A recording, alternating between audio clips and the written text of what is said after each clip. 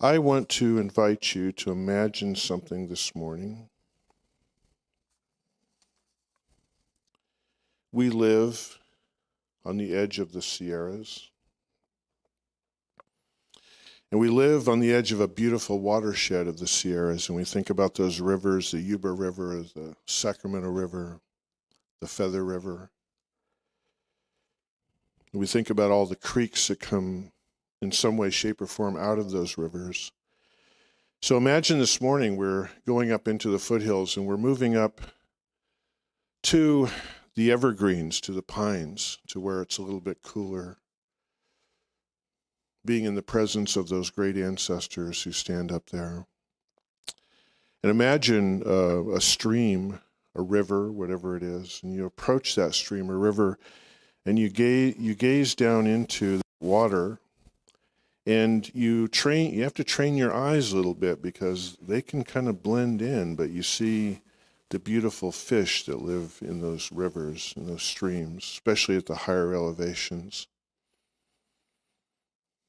Watch them as the flow comes down. They sit in the flow and they just kind of swim into the flow, but they're not really going anywhere. And if you look closely, you can see the gills working. If you can catch a shaft of light, which is unusual because they like to kind of be in the shadows, but you can sort of see their colors. I want you to take a moment to think about that fish in that environment. If we think about that fish being an absolutely perfect being for that environment, how evolution placed them together, I want you to think about its expression of life. Anything that it would want to do, any way that it would want to live, any joy, any presence that it contains to be the perfect match of that world.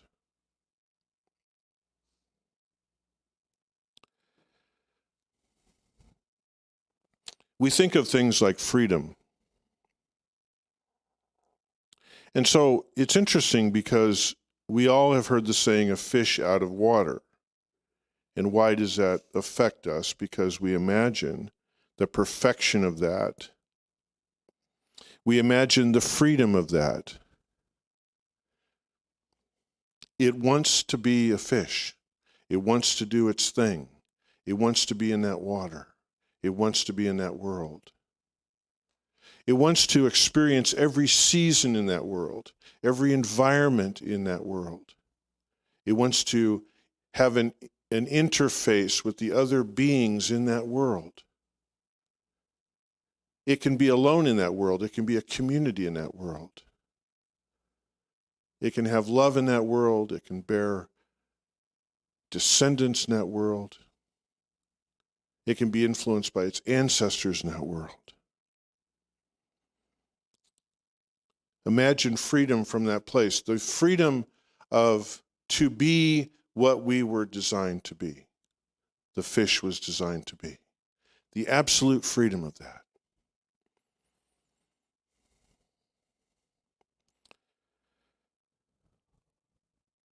There is a Taoist saying that goes, fish must not leave the stream, meaning that all creatures must not stand apart from source.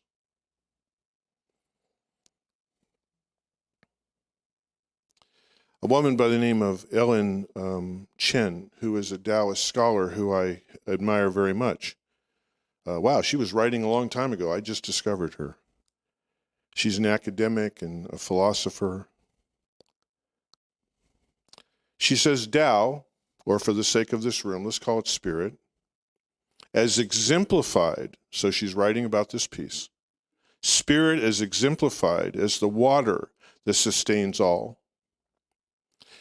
and now becomes the power, position, and influence, instruments that the individual uses to live within the sustained structure of freedom and possibility. If we look at that fish, we say, freedom and possibility in that place. Ernest Holmes, in his work, this is something that drew me to this teaching. And you can find this in the back of the Science of Mind textbook where he does some definitions. And he has a definition for affirmation.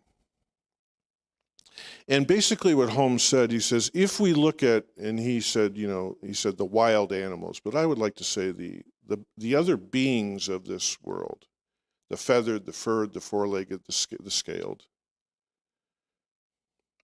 Holmes said they have this thing called instinct that allows them to be who and what they are. You know, you don't see very many blue jays in therapy. Do you know what I'm saying?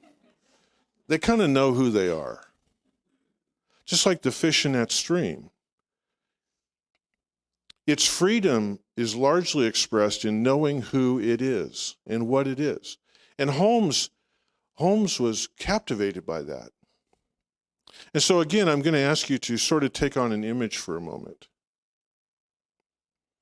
We take ourselves back to that stream, and we're standing there in the Sierras looking at this.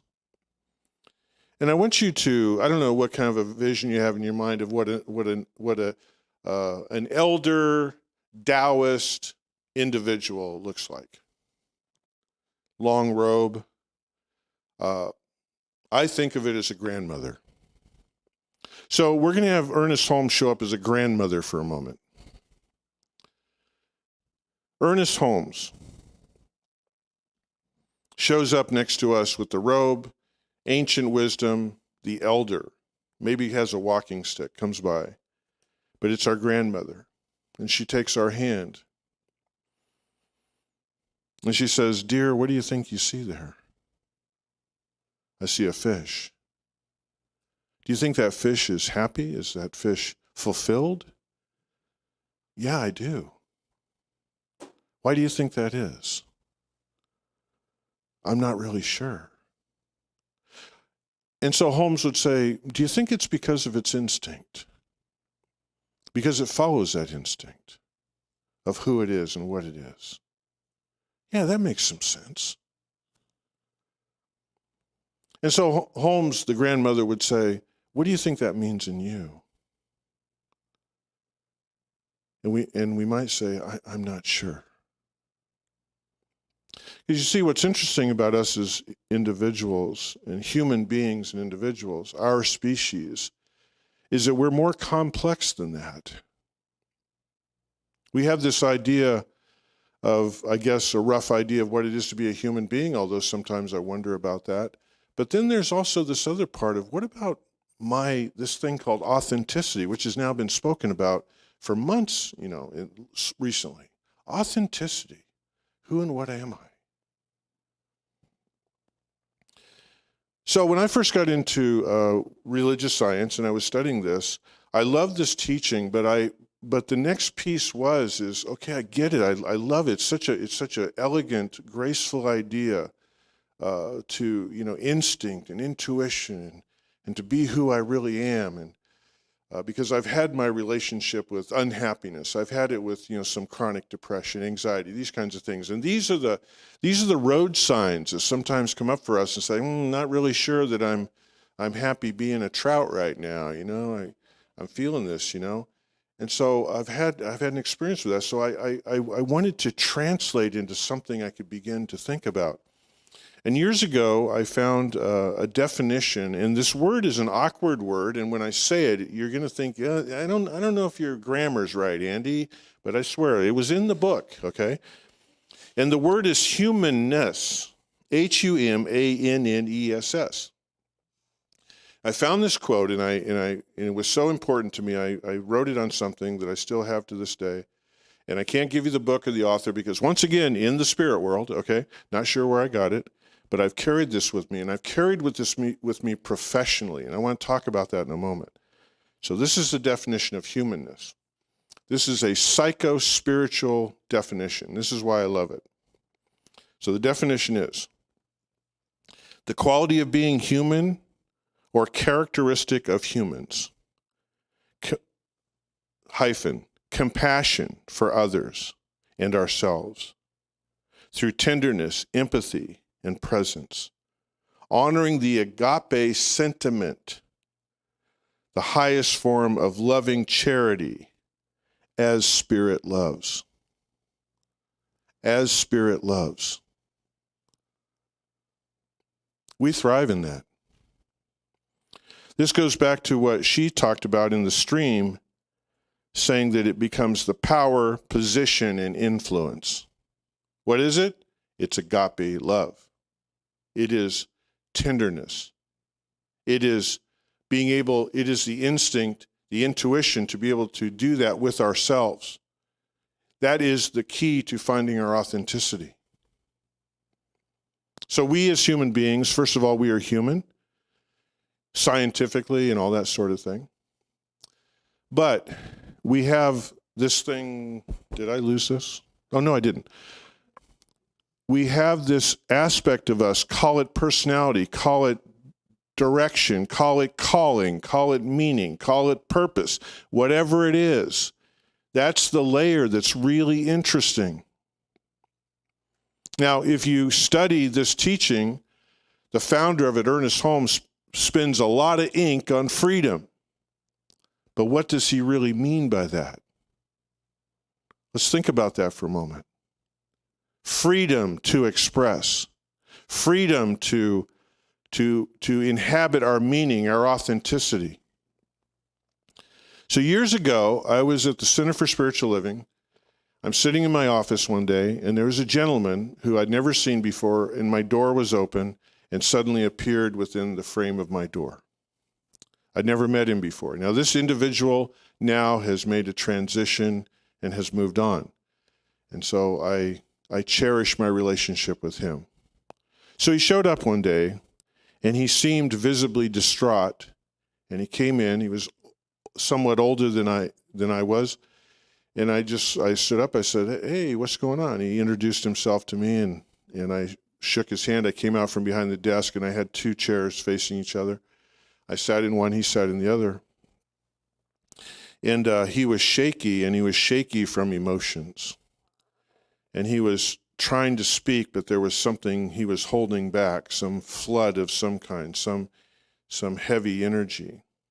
So we started to talk, and it wasn't long before he began to cry. And then he began to use four-letter words about the fact that he was crying. He did not want to cry. He hated to cry. All I do now is cry. And, and he started to berate himself. I said, whoa, that's okay. Come back to the definition of what humanness is. Crying. That's sometimes what humanness is. So I said, "What's going on? Do you have any inkling? Well, there's just been so much loss in my life, and there's been so much hatred, and there's been so much, a lot of dark stuff." And so I listened, and I just let him kind of talk it out. When someone has high energy, you want to let it go, because at some point that energy is going to dissipate a little bit. If you get in front of it, it'll run you over like a truck. But if you just kind of let it go. So it turned out, as I got to know him, and he ended up being in my office that day for about 3 hours. Because I'm not going to tell a guy to go back out with that kind of being distraught. So he identified that he was gay.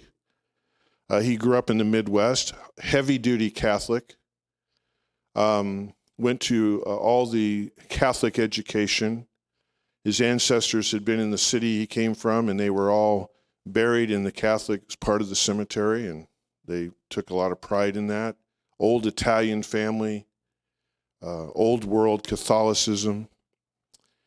And when he became a young adult, a late teen or young adult, and he began to realize what he was becoming attracted to in his life, he was absolutely horrified, and he didn't know where to turn. His father had challenges around alcoholism, chronic unhappiness, aggression. He was the only child, the gentleman with me. He was very close to his mother, loved his mother, And so he finally one day confided in her as to what his attractions were. And she just could not handle it. And she berated him and, wanted to turn him over to a priest and on and on. So that started some years of that. And then finally, when he packed his bags and headed west to California, she said, I will be in contact with you. I will visit you, but I will not have you come into the midst of the family, meaning the Catholic family, the aunts and uncles and cousins and all of that. You will not be welcome in this family. And you will not rest in peace with the other members of the family because So he comes to California, and then he's in Southern California during the era of the Stonewall uprisings in New York that spilled over into cities like Los Angeles. And he was caught up in that with law enforcement, and he went to jail, and he was abused, and all of that. So time went by, and eventually he found a partner. They made a good life together. His partner was a restaurant owner in Palm Springs. They lived the life. They decided to sell the restaurant and come north to what they thought was the promised land of the Sierras and quietness, and they both liked to fly fish and come up here. They came up here and they took pedestrian jobs, just built a home, secluded, because they didn't want anyone to know who and what they were.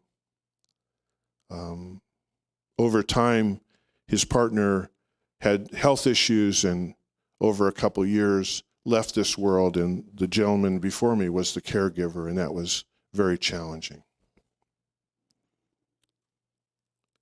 And so over the course that I knew him, over the months and couple of years I knew him, he came to a place to where he would come and visit me once a month.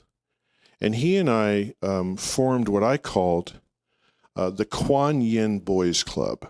That's what I called it. And this is the deal.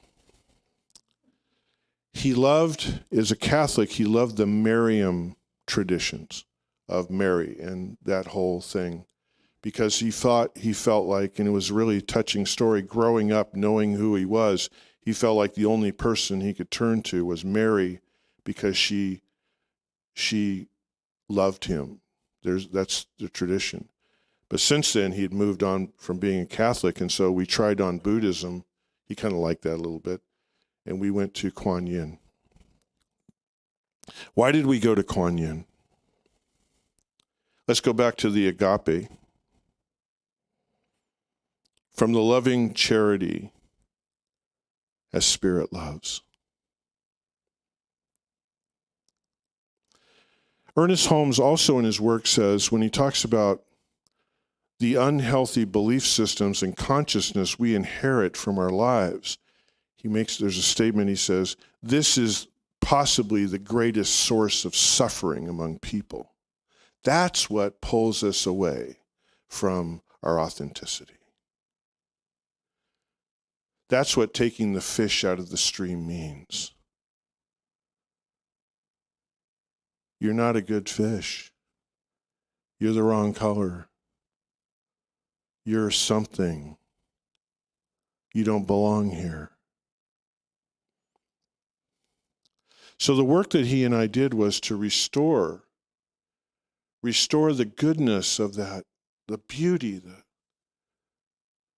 the lovable part of him. Why? Because he was just a human being. He had lost his humanness. Now, why does this mean so much to me? Because in my professional life, this is where I get to commingle a lot my spiritual teachings, my spiritual vocations and professions with the secular work I do. And I have people in front of me who are profoundly unhappy, who are profoundly lost, who have profoundly lost the blueprint. And when I start to talk to them about, let's talk about the definition of humanness, that becomes the door.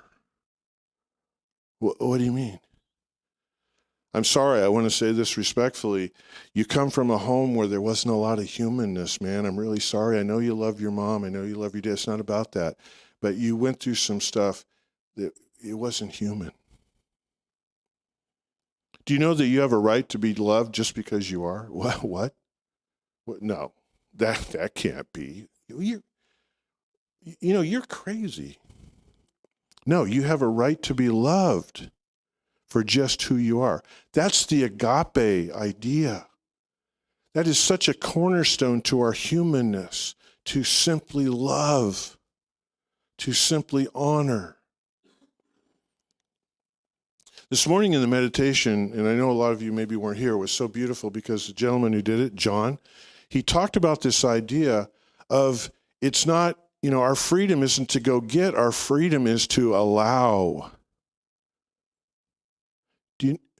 And maybe this applies to some of you. Do you know, it pulls at my heart when I realize that as human beings, we close down and we don't allow. Got some love coming for you. Oh, God, no. You don't understand. I'm not lovable.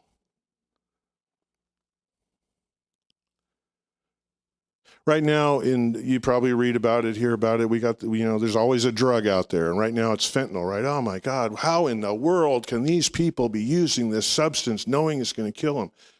It's not rocket science. Why do they risk that? Are they lovable? Not in their eyes. It's that simple. It's not rocket science. The people in our lives who we find the most challenging, if we can begin to speak this language has never failed me. I've worked with people for over 30 years. This language has never failed me. Okay, I'm coming into your program, so go ahead and beat me up into recovery. No, we're going to love you into recovery. We're going to remind you who you are. We're going to talk about somehow you forgot that. Let's go be the fish. So when we talk about freedom, I know there's this thing of, I'll go climb mountains and I'll change careers and I'll run around and I'll live different places and I'll travel and I'll see the world. And I acknowledge all that. That's really cool. But freedom spiritually, and I think from the human context, comes from a place of a spiritual discipline and structure. So let me go to Ernest Holmes right here. He says, humanity must come to realize their relationship with the whole. It is a relationship of complete unity. There's structure number one, unity. That's a structure. I'm not separate. I belong. He said, a royal road of freedom. What's the word he used? Road. Realizing spiritual principles, that's a discipline, and laws, discipline, that have always existed, discipline, and put itself in alignment, discipline, with them. That's freedom. That's freedom. That's where we become the fish. That's where we come to a place of opening up and seizing and recognizing that beautiful child of the universe that we are. I see you. I love you. I will take your hand. Let's go forward. Let's live. Let's exist. Let's be gay. Let's not be gay. Whatever it is, whatever floats our boat, whatever fully floats our boat, let's do that. Let's express that. Let's live that. Let's be that. Let's be the fish. All right. Thank you guys so much. I appreciate it.